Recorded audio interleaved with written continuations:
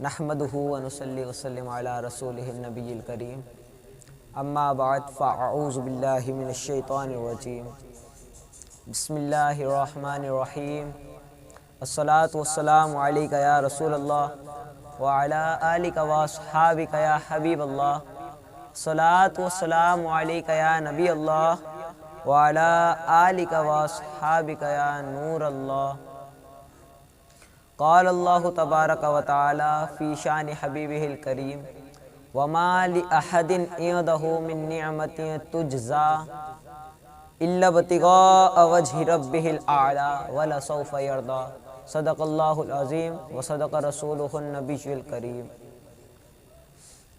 فرمان مصطفیٰ صلی اللہ تعالی علیہ وآلہ وسلم ہے، جس نے مجھ پر روز جمعہ 80 مرتبہ درود پاک پڑھا، قیامت کے دن اس کے 80 سال کے گناہ معاف کر دیے جائیں گے۔ صلو علی الحبیب صلی اللہ تعالی علی محمد صلی اللہ تعالی علیہ وآلہ وسلم۔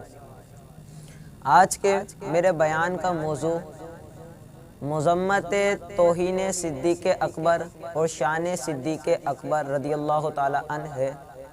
میں چاہتا ہوں کہ کم وقت میں آپ کو زیادہ علم دے کر جاؤں، تو میں اپنے بیان کا آغاز حدیث مبارکہ اور آیت کے ترجمہ، تفسیر اور شان نزول سے کروں گا۔ میں نے جو آپ کے سامنے آیت طیبہ تلاوت فرمائی، اس کا ترجمہ اور مفہوم کچھ اس طرح ہے، اور نہ وہ اپنے کسی کام پر بدلہ چاہتا ہے اور نہ ہی اس پر کسی کا احسان ہے، الا ابتغاء وجہ ربہ الاعلی، اور اس کا ہر کام اللہ کی رضا کے لیے ہی ہوتا ہے، وَلَسَوْفَ يَرْضَى، اور عنقریب اللہ اس سے راضی ہو جائے گا۔ اس آیت کا شان نزول یہ ہے کہ جب حضرت ابوبکر صدیق رضی اللہ تعالی عنہ نے قصیر مال میں حضرت سیدنا بلال حبشی رضی اللہ تعالی عنہ کو خرید کر آزاد کیا، تو منافقین جو کتے ہیں ان کو طرح طرح کی باتیں بھونکنے کا موقع مل گیا۔ منافقین کو یہ موقع مل گیا کہ وہ طرح طرح کی باتیں کریں، طرح طرح کے اموالات بنائیں، طرح طرح کی بکواسیں بکیں، طرح طرح کے بدکار جملے بکیں۔ منافقین جمع ہوئے اور سوچنے، آپس میں یہ تبصرے کرنے لگے کہ ابو بکر نے ایسا کیوں کیا؟ بلال حبشی رضی اللہ تعالیٰ عنہ تو ایک معمولی سے غلام ہیں، ان کو اتنی کثیر مال میں خریدنے کا مقصد کیا تھا؟ کسی ایک نے بولا کہ ابو بکر صدیق یہ چاہتے تھے کہ ان کی واہ واہ ہو، یعنی تاجروں میں میری واہ واہ ہو کہ ابو بکر نے ایسا کام کر دیا، اتنے مال میں غلام کو خرید کر آزاد کیا۔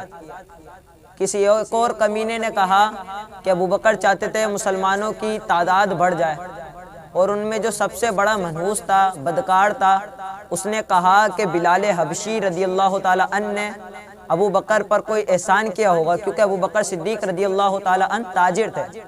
ابو بکر صدیق رضی اللہ تعالی عنہ ان کے سامنے نظر شرما کر چلا کرتے تھے، تو اس نے کہا کہ ابو بکر صدیق رضی اللہ تعالی عنہ نے اس پر کوئی احسان کیا ہوگا۔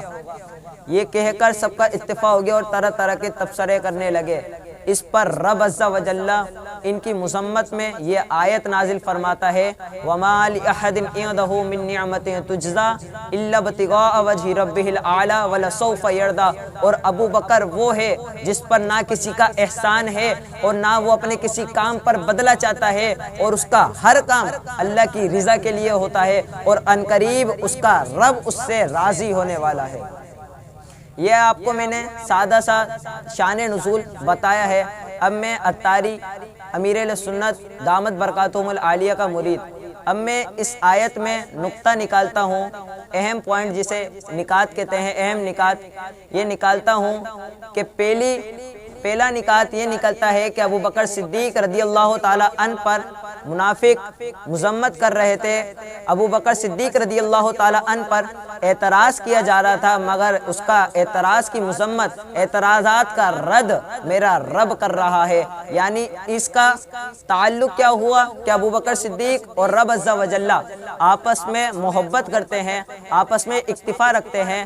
یعنی ابو بکر صدیق رضی اللہ تعالی عنہ اپنے رب سے محبت رکھتے ہیں، اور ان کا رب ابو بکر صدیق رضی اللہ تعالی عنہ سے محبت رکھتا ہے۔